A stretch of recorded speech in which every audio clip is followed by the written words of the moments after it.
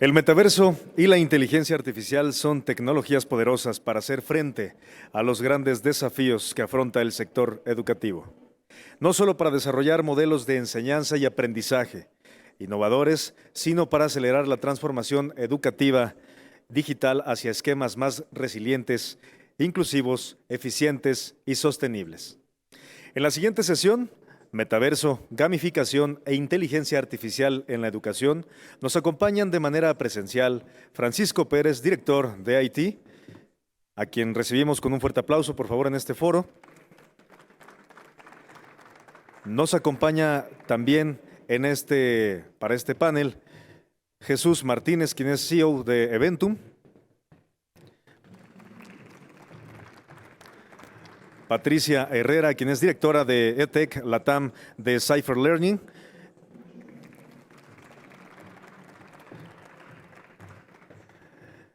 Y menciono que también Francisco además es co-founder de Sumadi. Gracias, Francisco.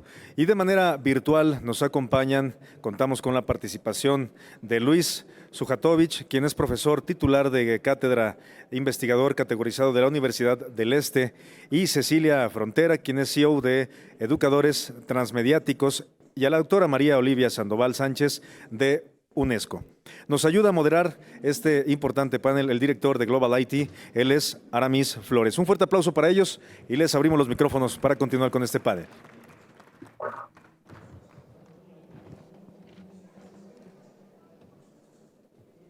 Increíble, bueno, pues muy buenas tardes. ¿Sí me escuchan ahí? Sí, ya. Pues increíble, muy buenas tardes tengan todos ustedes. Yo creo que es un tema súper fundamental. Podemos tardarnos, yo creo que horas y horas y horas. Lamentablemente el tiempo siempre es un verdugo y tenemos poco más de 30 minutos para platicar un poco sobre todos estos temas. Y me encantaría, obviamente, plantear todo el tema del metaverso, el gamification y la inteligencia artificial. Y bueno, viene un reto con la primera pregunta que nos van a contestar todos, porque al final del día nos van a explicar un poco la pregunta del $1.000.000, yo creo que es, ¿no? ¿Qué es el metaverso, la inteligencia artificial y la gamificación, y cómo convergen e impactan estas tres tecnologías y metodologías en el sector educativo? Y bueno, me encantaría que esta pregunta la respondiera Jesús Martínez, por favor. Muchas gracias. Gracias por la bienvenida y por la invitación al panel y al evento EdTech Involving Education. Estamos muy contentos de estar aquí con ustedes y compartir todo este conocimiento con ustedes y poder hacer sinergia entre todos, que es lo más importante. Bueno, hablando de metaverso, inteligencia artificial, realidad virtual, realidad aumentada, todos estos términos que, bueno, conviven entre ellos mismos, pero que cada uno ha tenido su nacimiento desde distintos puntos, de distintas aristas. Que bueno, el metaverso, hemos estado escuchando últimamente, muy recientemente, todo este tema que envuelve la parte virtual, pero el metaverso realmente, la idea del metaverso existe desde 1992, ¿no? Con una novela de ciencia ficción. Sin embargo, no había la tecnología necesaria para que se pudiera desarrollar en estos tiempos, ¿no? Digo, se escucha que no tiene mucho tiempo, pero realmente hemos avanzado mucho en tecnología y en la parte de tal cual los ecosistemas virtuales que conviven en distintos servidores.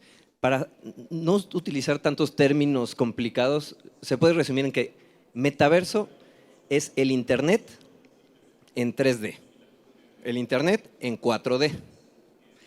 ¿Cuál es el Internet en 3D? Bueno, simplemente ver todo de manera que se pueda, todos conocemos bien la parte del 3D, que sientes que lo puedes tocar y todo.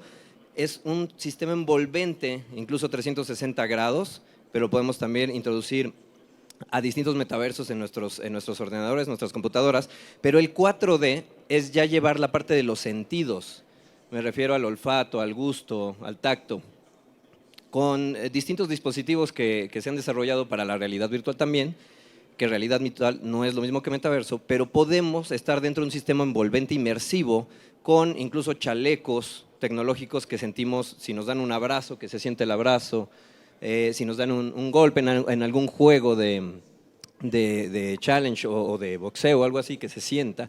Pero el metaverso es el Internet en 3D y en 4D. Y hay muchos términos y muchos, digamos, descripciones de metaverso adicionales, pero todo se simplifica en esa parte. Y hay mil y un metaversos. Y distintas marcas, empresas y corporativos están desarrollando también su propio metaverso. Y hay metaversos en donde se puede desde hacer negocios, hacer transacciones con bitcoins, con NFTs, que era lo que mencionabas hace un momento, que ahorita nos van a dar un poquito más de descripción de eso, y poder llevar una segunda vida, digamos, anónima incluso, que es precisamente lo que conlleva algunas complicaciones, pero Es una muy buena introducción del metaverso, y también quisiéramos conocer tu opinión, Cecilia, si nos cuentas un poquito sobre este tema del metaverso y obviamente esto cómo impacta obviamente en las metodologías del sector educativo. Muy bien, buenas tardes a todos, muchísimas gracias. Sí, para complementar lo que comentaba el colega, yo creo que esta tecnología, así como la inteligencia artificial y la gamificación, convergen en el sentido de que impactan, por un lado, positivamente al ámbito educativo, primordialmente porque permiten el acceso al conocimiento, a nuevas herramientas y nuevas metodologías inmersivas, como bien comentaba el colega, y le permite a los estudiantes y a los docentes también poder optimizar ciertas habilidades que son necesarias en nuestro nuevo paradigma educativo. Vivimos en el conectivismo, entonces es primordial tener los conocimientos sobre estas nuevas tecnologías y así también poder reforzar todo lo que nuestros estudiantes ya traen adquirido y poder fomentar habilidades básicas y muy importantes como lo son, por ejemplo, habilidades de innovación y de aprendizaje vinculados con el pensamiento crítico, con la resolución de problemas, con la creatividad, como así también otras habilidades vinculadas con los medios de comunicación, y que esto es tan importante, de que ellos puedan saber cuándo una fuente es confiable, de qué manera aprenden, cómo generan sus procesos de metacognición, y también habilidades para el desarrollo de su carrera profesional y de la vida, que están vinculadas con el liderazgo, la gestión de las emociones, la adaptabilidad a los distintos cambios, como ha ocurrido con el tema de la pandemia. Si bien la tecnología nos acompaña desde hace muchos años, para muchos docentes fue un cambio abrupto porque no tenían los conocimientos o la alfabetización digital necesaria para afrontar los retos y los desafíos que se han hablado a lo largo de estos 2 días en el evento y seguramente mañana también. Entonces me parece primordial que se generen estos espacios para dar a conocer cuáles son las potencialidades de estas tecnologías, como así también los retos que plantean, pero considero que tanto desde el ámbito educativo como desde el ámbito empresarial se están gestando y desarrollando muchas propuestas que nos permiten estar a la vanguardia y al nivel que requerimos para poder brindarle lo mejor a nuestros estudiantes y en el caso de las empresas a nuestros clientes. Gracias. No, muchas gracias a ti, Cecilia. Y viene otra pregunta, va para todos, obviamente los panelistas que están aquí. Estamos ya con este contexto del metaverso, de todo esto que es la web 3.0, y la pregunta es, ¿cuáles son los principales desafíos que enfrenta el sector educativo en México y América Latina para optar por este tipo de tecnologías y metodologías digitales? ¿Pueden mencionar un reto? Y empezamos contigo, Patricia. Muchas gracias.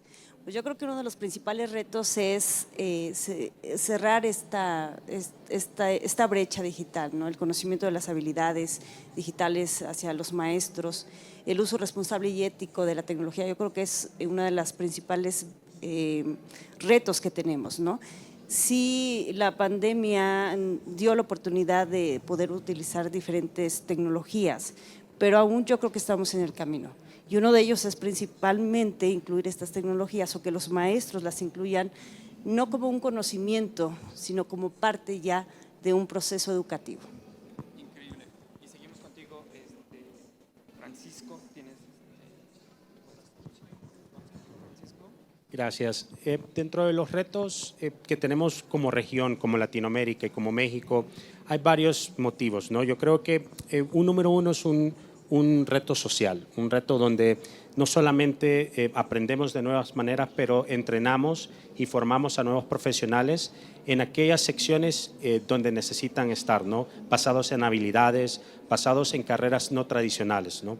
Ese es un poco que la pandemia nos enseñó. La pandemia nos enseñó también que podíamos romper esa barrera, pero ahora en vez de fijarnos en esa meta como de corto plazo, es qué aprendimos durante este episodio de pandemia y cómo lo llevamos al largo plazo, ¿no? ¿Qué es largo plazo? Es eso, parte social, parte tecnológica. Tenemos un mar de datos y no lo estamos aprovechando, no estamos realmente indagando y abriendo estos modelos de datos a nuestros docentes y a personas que puedan evaluar cómo mejorar la educación. Yo creo que por último sería la parte de los modelos educativos también, ¿no? Que va un poco también a la parte de la parte que les mencionaba, lo que aprendimos de la pandemia y cómo los llevamos a un mejor estatus. Entonces van de la mano lo social y lo tecnológico, ¿no?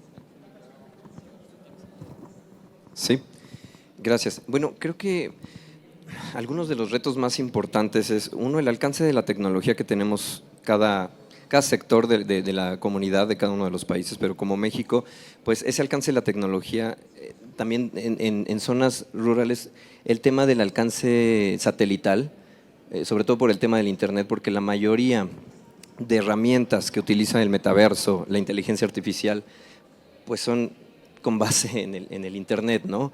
Entonces, la conectividad es hecho, esa brecha digital, y aparte el tema cultural.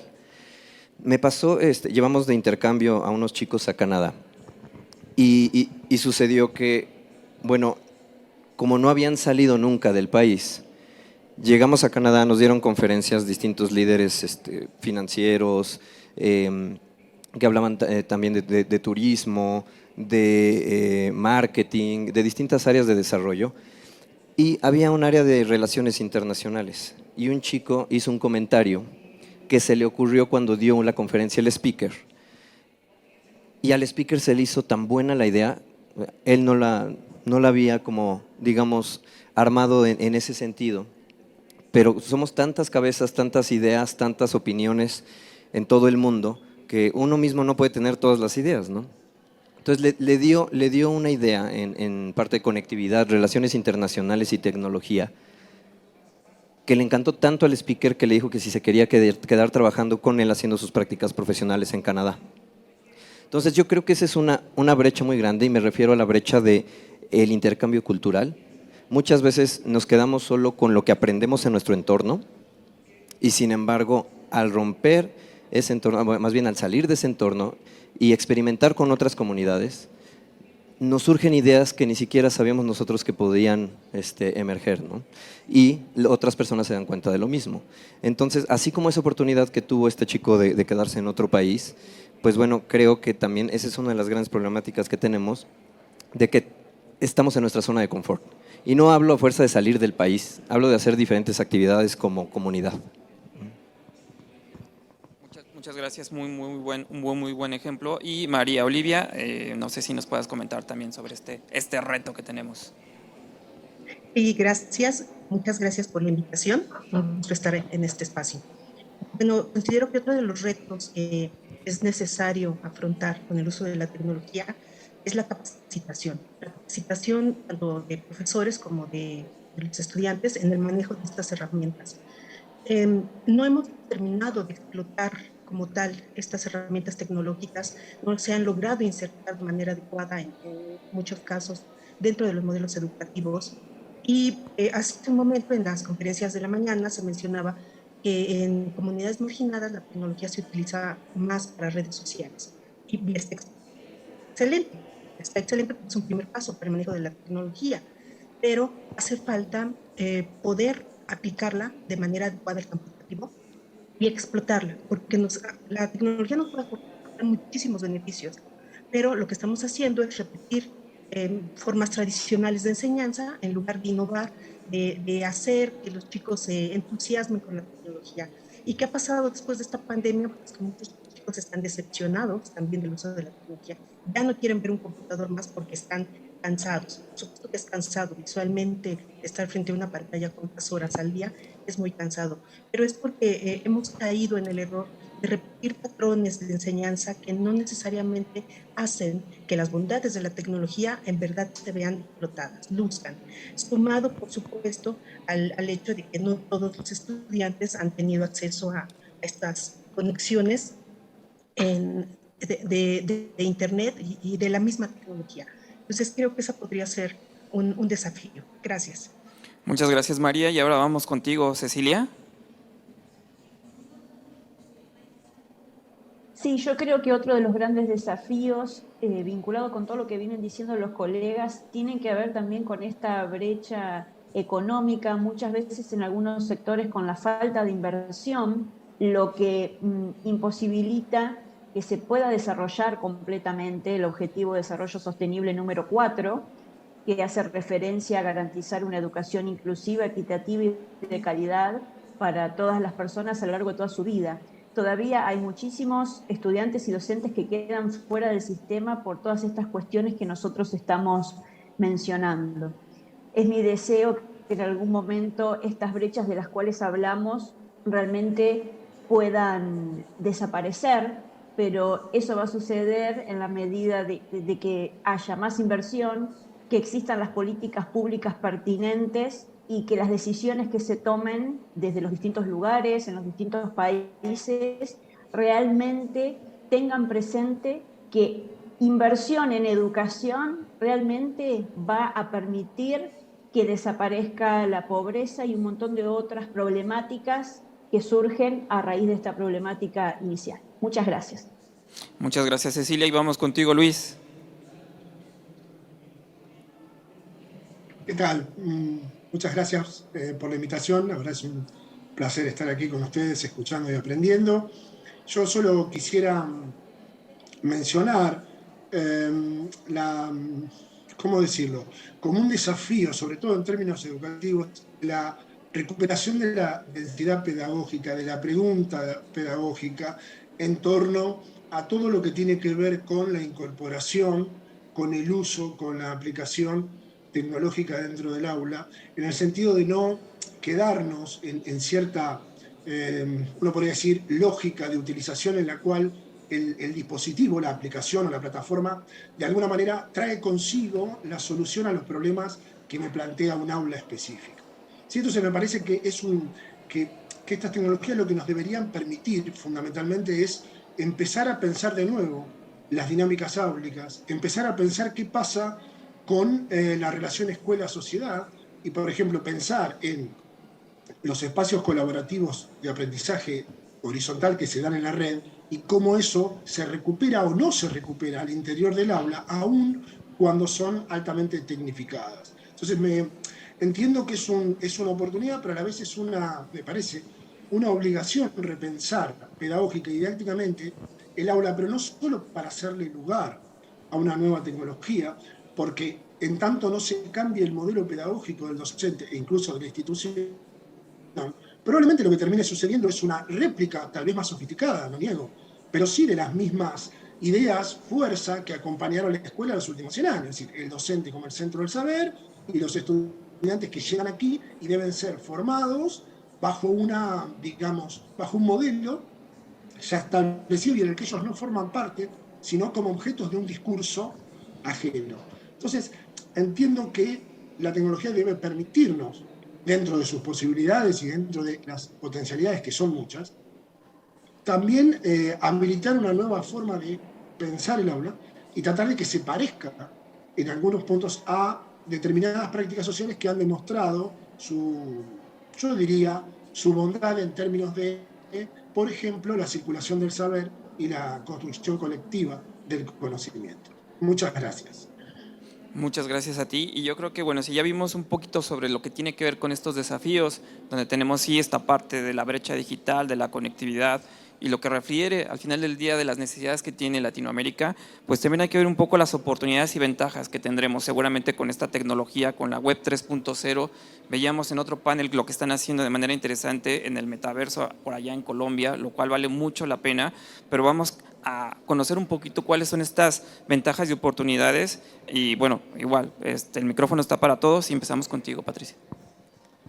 Gracias. Pues yo creo que son muchísimas, ¿no? Sí es importante que tengamos en cuenta el contexto social en donde están nuestros alumnos, las escuelas, universidades que utilizan la tecnología, y dejar de ser, sí, románticos en este aspecto.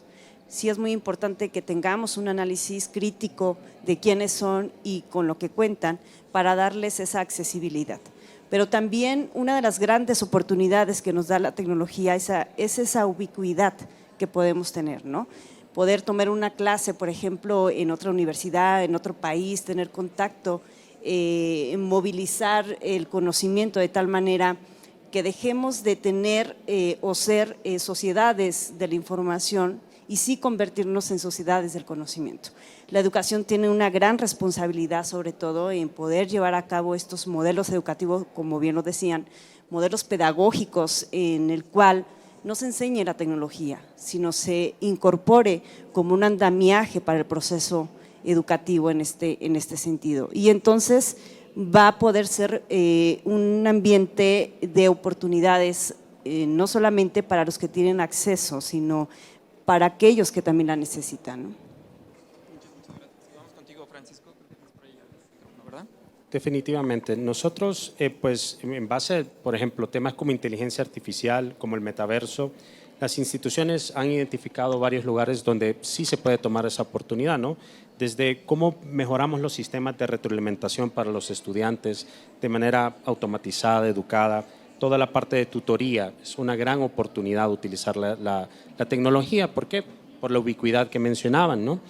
La ubicuidad es estar ahí en ese momento presente. Nosotros como humanos no tenemos esa capacidad, ¿no? Entonces, por ejemplo, la tutoría es un lado muy importante, al igual como la verificación y la evaluación continua. Esto es algo que no necesariamente todo tiene que ser evaluado, pero son lugares donde puedes automatizar, detectar y poder hacer diagnósticos, ¿no? Entonces, nosotros creemos que la tecnología está presente siempre, creo que yo haría eco de eso, y hay estas tres áreas muy fundamentales donde vemos una oportunidad para el metaverso, que está acompañado con la inteligencia artificial para poderte proporcionar ese acompañante. Fernando, en la ponencia antepasada, mencionaba que tenemos ya aplicaciones del metaverso que te ayudan a correr en compañía con alguien virtual que no existe, ¿no? Entonces, ¿por qué no podemos tener ese tutor que está siempre presente, que nos presenta a través de inteligencia artificial maneras claras de aprender y de podernos guiar en nuestro camino, ¿no? Nuestro camino de aprendizaje? Creemos que en esas tres áreas hay mucha oportunidad. Muchas gracias y vamos contigo, Jesús. Gracias. Las ventajas competitivas, o sea, resumir esas ventajas competitivas y sobre todo en un tema que nos preocupa mucho a nosotros como mexicanos, el tema de la empleabilidad, ¿no? Y justo quiero poner un ejemplo en el tema de empleabilidad y ventajas competitivas. Y como decías, Patricia, el poder vincular nuestro conocimiento con alguien de otro país, estar acompañado, aparte con un avatar, con una persona de otro lugar del mundo. Por ejemplo, BMW o Ford en sus plantas de armado, de fabricación de autos, están implementando, para empezar, ya invirtieron en su propio metaverso, donde con este metaverso, que el proveedor es NVIDIA, están desarrollando la réplica exacta de las plantas de armado para poder correr procesos y pruebas, en vez de en la vida real, que podrían ser más costosos, poderlos correr. 1, estamos usando el metaverso. 2, estamos usando la inteligencia artificial, porque el mecanismo y todos esos procesos van a correr ya de manera automática y simulando, tratando de copiar la actitud humana y los procesos de pensamiento humanos. Corren esas prácticas y aparte que se ahorra mucho dinero, también se evitan accidentes, etcétera, y ya vemos qué proceso poder aplicar bien a la vida real. Adicional, lo están usando con realidad virtual. Entonces, tenemos la incorporación educativa, de gamificación, porque aparte les ponen logros y objetivos para que puedan cumplir esos retos de propuestas innovadoras en la mejora de procesos. 3, la inteligencia artificial y 4, el metaverso. Por supuesto que es una ventaja competitiva inmensa, ¿no? Increíble, y lo más importante es que ya está disponible o que la están usando en este momento, ¿no? Que yo creo que no es algo del futuro, sino es algo que está sucediendo en este momento. Correcto. Y vamos contigo, María, ¿qué nos cuentas, obviamente desde la perspectiva de la UNESCO? Y pues creo que una cosa, más bien un elemento más o otros elementos más que se agregan a los ya mencionados son precisamente la capacidad de inmersión de estos entornos, la inteligencia artificial, metaverso, la gamificación, la inmersión que se genera, el interactuar con estos espacios, el que nos permiten hacer simulación de actividades, de prácticas, que muchas veces pueden ser riesgosas, pueden ser dañinas para la salud, el manejo de sustancias químicas tóxicas, cancerígenas, el uso de la prueba y error, que muchas veces puede ser costosa cuando se trabaja en un laboratorio presencial, puede ser riesgosa también. El hecho de que los estudiantes pueden equivocarse las veces que quieran y no hay problema. Pueden repetir y repetir constantemente el experimento, la simulación, la actividad o el reto que se están desarrollando y ellos se divierten. Entonces, ese enganche que generan estos espacios me parece muy atractivo, altamente motivador, y eso genera una disposición de parte de los estudiantes para el aprendizaje, porque están cómodos, están en un espacio que les gusta, están relajados, no hay esta vigilancia muchas veces de los docentes, y ellos pueden repetir muchas veces la actividad en un espacio atractivo. Gracias. No, gracias a ti y vamos contigo, Cecilia. Sí, gracias. Considero que otras de las oportunidades que nos plantean estas metodologías tienen que ver fundamentalmente con propiciar las comunidades de práctica, como nosotros en este momento. Grupos de personas desde distintas partes del mundo unidos con una finalidad en común que tiene que ver con la educación y que estas comunidades de práctica lo que potencian precisamente es la inteligencia colectiva, es cómo nos podemos empoderar aprendiendo de los saberes de otros, gestionando estas ideas, lo que comentaba el colega anteriormente de este estudiante que fue a Canadá y cómo a raíz de su idea pudo conseguir realizar su práctica laboral. Entonces, estas comunidades de prácticas que se gestionan a través de las prácticas mediáticas, que son aquellas acciones que realizamos cotidianamente en pos de promover un aprendizaje significativo, es magnífico. Creo que vamos por un camino que, si bien es arduo, se están gestionando los proyectos, las ideas y las acciones pertinentes para que eso ocurra. Y dentro de esta cuestión también se promueve algo que es muy importante, que son las 5 leyes de alfabetización mediática e informacional propuesta por la UNESCO, que centra al estudiante, pone en el centro del proceso de enseñanza y aprendizaje al estudiante y también hace referencia a la importancia que tienen los medios a generar este pensamiento crítico en los estudiantes como prosumidores, porque hoy producen y consumen contenidos y conocimientos, y hace referencia, una de las leyes, a algo que es primordial y no tenemos que perder de vista, que es que todos estos procesos de cambio no se dan de un día para el otro. Precisamente llevan su tiempo, por ende cada docente y cada estudiante, cada persona lo va a manejar en la medida que puede, pero estas comunidades de práctica, si gestionan de manera pedagógica el uso de las tecnologías, como bien decía Luis y el resto de los compañeros, realmente van a promover que estas leyes se cumplan, al igual que algunos objetivos de desarrollo sostenible, que en miras de la Agenda 2030 siguen siendo los grandes desafíos que tenemos por delante como educadores. Muchísimas gracias. Gracias a ti, Cecilia, y vamos contigo, Luis, por favor. Muchas gracias. Solo quisiera agregar 2 elementos. Por un lado, que creo que una de las oportunidades más fuertes es que nos permite contar con más herramientas para posicionar a las y los estudiantes en el centro del proceso, ¿no? Digo, si bien siempre fue una pretensión, me parece que justamente todas estas experiencias, todas estas, ¿no?, disposiciones para reformular el aula, creo que habilitan aún más, digo, la generación de estrategias que efectivamente y de manera sostenida, ya como un proyecto no ligado a un docente o un contenido, sino una cuestión institucional transversal, permitan efectivamente poner al estudiante en el centro. Y justamente Fundamentalmente, ¿para qué? Primero, para el reconocimiento de su universo vocabular. Es decir, ¿por qué? Porque en esta incorporación, en esta relación nueva con dispositivos y con tecnologías avanzadas, las nuevas generaciones en general tienen ahí un espacio de uso, de reflexión, que indudablemente hay que recuperar y reconocer. Desde la palabra ya es un buen paso, pero también desde sus consumos culturales. A mí me parece que las y los docentes tenemos la obligación de tener un reconocimiento, no necesariamente que nos guste, pero sí que lo conozcamos.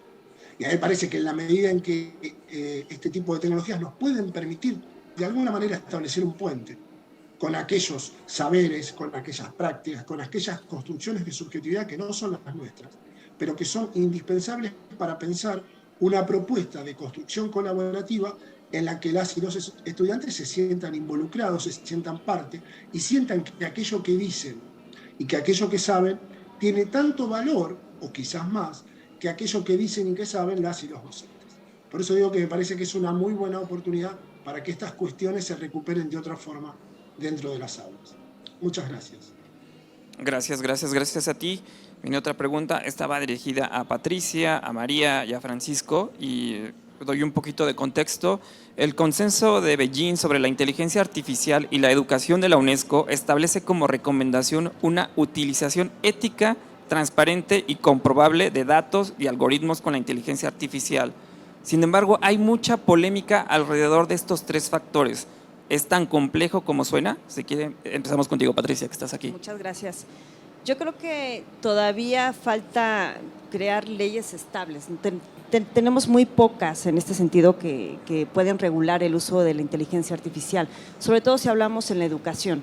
Sí debemos de tener mucho cuidado en esos aspectos y sobre todo, como dice la UNESCO, no transgredir ámbitos culturales en este sentido, ¿no? Es muy importante que exista una gobernanza de datos en el cual haya un consenso de que sí se podría establecer dentro de lo que sería la inteligencia artificial, qué aspectos, elementos pudiera recomendarse, porque es una recomendación en este sentido, ¿no? Lo que hace la inteligencia artificial, como ya lo han descrito, pues es aprender procesos que hacemos los seres humanos, ¿no? Pero también yo creo que es importante empoderar a los maestros. Todavía tenemos alguna brecha digital en la cual estos procesos pedagógicos basados en el uso de la tecnología están un poco limitados. Necesitamos aprender y reaprender constantemente en el uso de la tecnología para entonces sí tener estos prototipos en el cual la inteligencia artificial se base en estrategias puntuales y efectivas para poder llevar a cabo una praxis educativa, ¿no? Lo que no puede hacer la inteligencia artificial es esta creatividad y nunca le vamos a quitar el trabajo a nuestros apreciables docentes, ¿no? Pero sí, como ya lo comenté, puede ser un andamiaje en el proceso educativo. Trabajar con tecnologías nos puede abrir amplias oportunidades, sobre todo democratizar la educación en estos aspectos.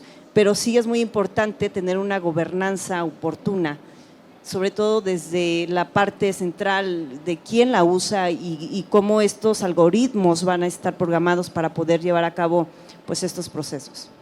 Definitivamente, gracias. Y mucho de ese trabajo, bueno, apenas se está desarrollando y trabajándose, obviamente en el marco allá en Europa, obviamente también en Asia, ¿no? Y desde esa perspectiva también, María, ¿nos podrías comentar un poquito sobre este gran tema?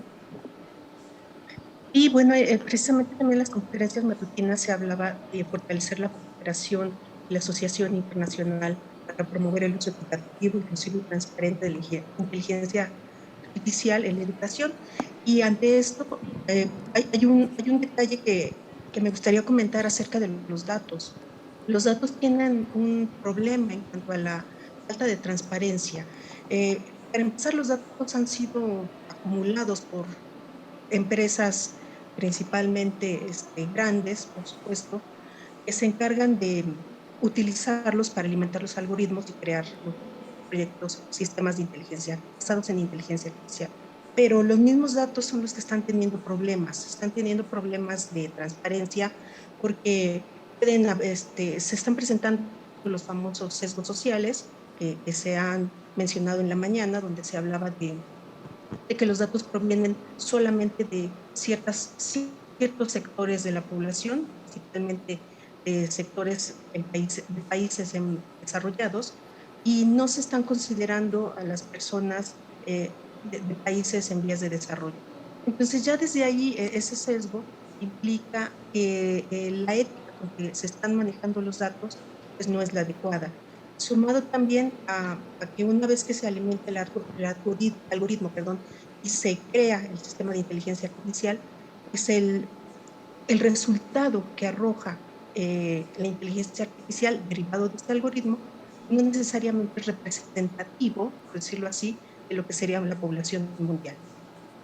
Otro detalle es la falta de transparencia también en los mismos algoritmos. Se conoce la entrada, se conoce la salida, es decir, lo que se genera a partir de la inteligencia artificial, pero se desconocen los procesos intermedios y eso está afectando la falta de transparencia y también la falta de comprobabilidad, también en algunos lugares le llaman auditabilidad, para conocer qué está ocurriendo exactamente con esos datos, cómo se están manejando para que en verdad las respuestas sean confiables.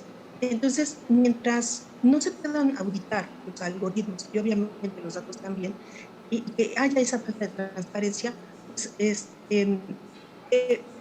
es un poco complicado poder garantizar la transparencia de esta información. Quiero agregar que al hecho de que no se puedan auditar muchas veces los sistemas de inteligencia artificial, tiene que ver con las propiedades de derecho intelectual, con el secreto comercial, como muchas veces le llaman. Entonces, esto impide que se pueda tener una transparencia real y que se pueda manejar de manera adecuada. Pero bueno, ¿qué falta? Pues, decía hace un momentito, fortalecer la cooperación de tal manera en que se puedan crear las políticas públicas idóneas, que se puedan monitorear su ejecución, su operatividad, para que se avance en una educación inclusiva y de calidad. Gracias. No, gracias a ti y cerramos contigo, Francisco. Sí, la educación tiene un poder transformativo, la educación tiene un poder de transparentar. En una encuesta que hizo la Universidad de Oxford se encontró que los ciudadanos confiaban, al menos la mitad de los ciudadanos confiaban en el uso de la inteligencia artificial en dos industrias o dos, digamos, cuerpos que existen en nuestra sociedad, la educación y militar. Entonces, sí hay confianza en los modelos. Ahora, cuando hablamos de inteligencia artificial y el uso ético, es un abanico muy amplio y cuando hablamos de la equidad y todo, es una realidad que ese es un reto, pero también el uso específico tenemos que conocerlo. Y yo creo que y hemos visto que para hacer un modelo ético realmente no nos podemos quedar con las convenciones o que los sistemas de educación, si no definen esa regulación, la podemos definir nosotros como institución también. Entonces, hay 5 cosas que nosotros consideramos que se pueden hacer. Una es darle la prioridad. Yo creo que como instituciones, si le damos la prioridad a la ética de la inteligencia artificial, ese es el primer paso, o como cuerpo de educación, ¿no? Segundo es realmente identificar los casos actuales y futuros en los cuales se va a utilizar esa inteligencia artificial. Tercero, desarrollar nuestro propio código de ética. Recuerden, esto es a la semejanza de los casos que tenemos, aplicarlo a los casos actuales para decisiones rápidas y aplicarlos a los casos futuros. Esos 5 pasos al menos nos va a dar cierta confianza que cuando estemos trayendo inteligencia artificial tenemos ya un código de ética, tenemos un norte, nos permite tomar decisiones y van a haber casos que no están cubiertos por la convención porque la creatividad, la innovación y lo rápido que se manejan las sociedades no deja que la regulación se maneje a esa velocidad. Entonces, si queremos ser ágiles, desarrollemos nuestros propios mecanismos de ética y yo creo que de esa manera podemos dar esa transparencia, especialmente cuando hablamos de la educación, ¿no? Increíble, increíble, me parece perfecto. Nos queda poco tiempo, yo creo que nos hemos extendido un poquito en las respuestas, pero han valido mucho la pena. Vamos con la última pregunta, se las coloco y vamos obviamente dirigida hacia todos, y sería, ¿qué factores se deben de tener en cuenta para diseñar e implementar programas educativos con metaverso, inteligencia artificial y gamification en entornos vulnerables, teniendo en cuenta los desafíos que representan México y Latinoamérica en conectividad y brecha digital, que creo que ha sido el tema fundamental y que hemos hablado, pues yo creo que durante toda esta charla, y comenzamos contigo, Pati. Muchas gracias. Principalmente yo creo que los recursos, ¿no? El contexto social donde se desarrollan estas tecnologías es sumamente importante, pero también estas habilidades. ¿Qué habilidades se tienen para poder hacer uso eficiente y ético tanto de la inteligencia artificial como del metaverso y de la gamificación? El tema de gamificación, bueno, se puede realizar de manera presencial, sin tecnología, pero en el tema de inteligencia artificial, en este sentido, sí necesitamos tener muy en claro cuáles son aquellos recursos, en qué lugar se va a establecer, si hay conectividad y si hay sobre todo accesibilidad. ¿Sí? Porque puedes tener conectividad, pero no puedes tener accesibilidad o viceversa. Son dos aspectos muy importantes y sobre todo las habilidades, que también, o qué habilidades son las que se tienen o cuáles son las habilidades que no se tienen para poder trabajarlas y cerrar esa brecha digital sobre todo. Gracias, Pati, y vamos contigo, Jesús, que ya tienes micrófono. Gracias. Desarrollo de programas educativos, habilidades y creatividad, Patricia, como lo mencionas, es lo más importante. La Universidad de Stanford en San Francisco invierte $6,300 millones anuales para el desarrollo de inteligencia artificial. Es el centro más grande de desarrollo de inteligencia artificial, pero nosotros en un centro educativo tenemos aquí $6,300 millones para invertir en esto, pero podemos invertir en programas educativos, y es mi opinión muy personal, la verdad, pero hemos hecho análisis en la agencia donde investigamos qué universidades tienen programas de emprendimiento, no programas, que haya una materia de emprendimiento y de desarrollo creativo. Son muy pocas las que encontramos que sea una materia completa de eso, y quien sí la tiene en su programa, los maestros, los docentes han sido empleados toda su vida, nunca han tenido un desarrollo de emprendimiento en su vida. ¿Cómo puedes dar una clase de emprendimiento si no sabes qué se siente ir y afrontarte por ti mismo allá afuera, desarrollando un proyecto en el que solo tú crees? Yo creo que partamos desde ahí. Pongamos programas de emprendimiento y de desarrollo creativo con maestros que puedan contar todos sus fracasos, los 10,000 fracasos que tuvieron para poder llegar a un éxito. Sí, yo complementaría lo que dice Jesús, ¿no? Es un poco tener líderes digitales, un líder digital, una persona que sepa lo que hoy en día el mundo requiere, ¿no? Y que no tenga miedo a cambiar esos modelos educativos, no solamente en finanzas, sino que en esas habilidades que requiere el mundo hoy. La pandemia vino a borrar fronteras. Hoy en día el trabajo remoto es una realidad para México, para Latinoamérica. Ya las fronteras de búscame un programador en México, mexicano, no existe. Oye, quiero un desarrollador, ¿dónde está? Está en Chipre, tráelo. ¿Y por qué? ¿Cómo vamos a nosotros cerrar esa brecha? Es capacitando, dándole las habilidades que necesita en ese momento para que pueda triunfar. Fernando hablaba un poquito como la analogía de un sistema de metro. Déjalo que tome el camino, que se baje ahí, pero él tiene las herramientas para poder ser exitoso y poder laburar, poder causar un impacto en su vida personal y en su vida profesional. Entonces yo creo que es eso, permitir la agilidad, pero todo viene desde los líderes, que sean líderes digitales y que permitan el cambio. Por último, la Universidad de Pittsburgh está haciendo un programa que dice, ya no creemos en HyFlex, no creemos en Blended, no creemos en nada. Estamos probando un programa de aprende como quieras y todas las clases deberían de estar generadas así.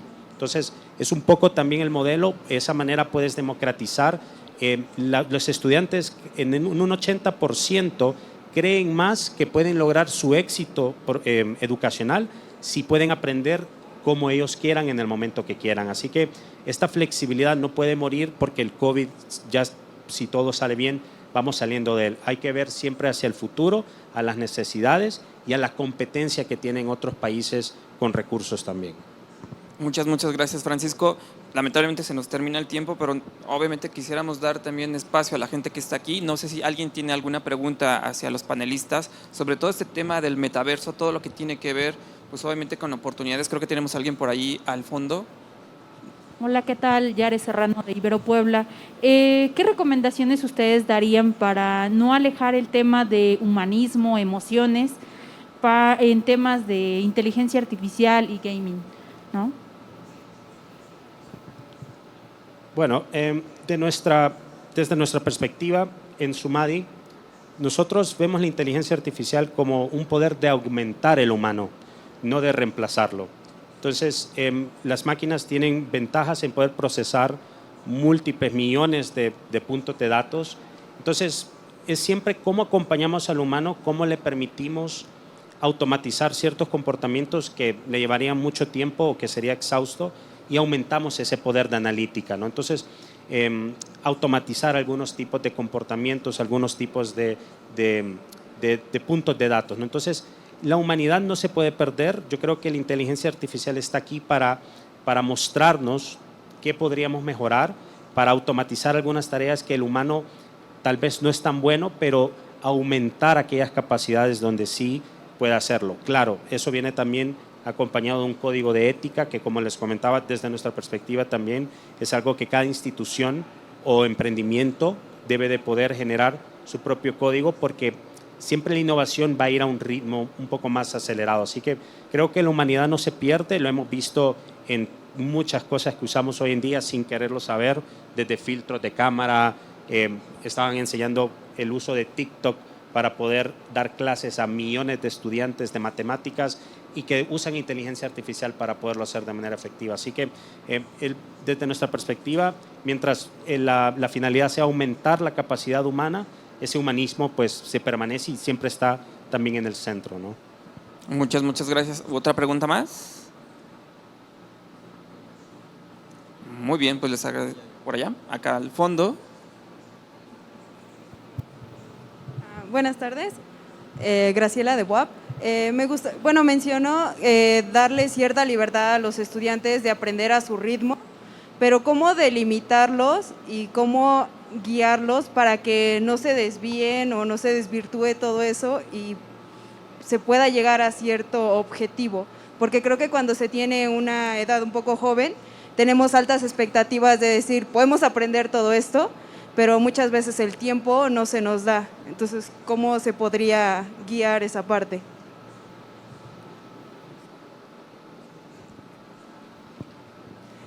Bueno, es que yo creo que es necesario tener una ruta de aprendizaje en este caso, ¿no? En Cypher Learning lo que hacemos es trabajar con habilidades y competencias en este sentido. Una de ellas, no específicamente que tenga que ver sí con las materias, porque se trabaja con esas habilidades y competencias, pero también con aquellas otras habilidades que puedan empoderar al estudiante, ¿no? Que puedan tener una planeación efectiva de tiempo, que puedan reconocerse de manera efectiva. Y la tecnología te ayuda también a empoderar al maestro, sobre todo en estas automatizaciones, como bien lo comentaban, en el cual pues el maestro verifica cuáles son estas competencias que ha desarrollado de manera efectiva el estudiante, y el sistema debería de reaccionar en aquellas que no las ha desarrollado de manera efectiva, ¿no? ¿Qué elementos puedes recomendar en este caso a tus estudiantes? Como por ejemplo pueden ser cursos, contenido, microlearning, por ejemplo cápsulas de aprendizaje donde tu usuario pueda reforzar alguna habilidad que tengan que ver con el empoderamiento también de ellos mismos. Y es un aprendizaje que está abierto y puedes ir regulando diferentes acciones mediante la automatización, basado también en una ruta de aprendizaje, ¿no?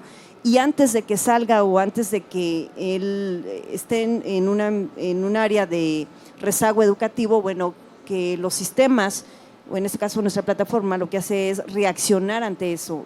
¿Qué elementos le puedes ofrecer para poderlo empoderar, pero también que te dé información oportuna de lo que esté pasando con tu estudiante antes de? Es un previsor en este sentido. Increíble, muchas gracias. Bueno, pues con esto damos por terminado este panel que estuvo increíble hablando del metaverso, la inteligencia artificial, muchos retos, pero seguramente tenemos un futuro brillante que ya está prácticamente el día de hoy. Muchas gracias por estar con nosotros. Muchas gracias a nuestros panelistas. Un fuerte aplauso para ellos. Agradecerle a Francisco Pérez, por supuesto, a Jesús Martínez y Patricia Herrera que han estado en este panel de manera presencial, y de manera virtual agradecer también a Luis Sujatovich, que estuvo presente, a Cecilia Frontera y a la doctora María Olivia. Gracias a ustedes tres por haber sido partícipes de este importante panel. Gracias a ti también, Aramis, por la moderación. Muy amables. Y bueno, pues un fuerte aplauso para que despidamos a nuestros panelistas después de esta gran participación.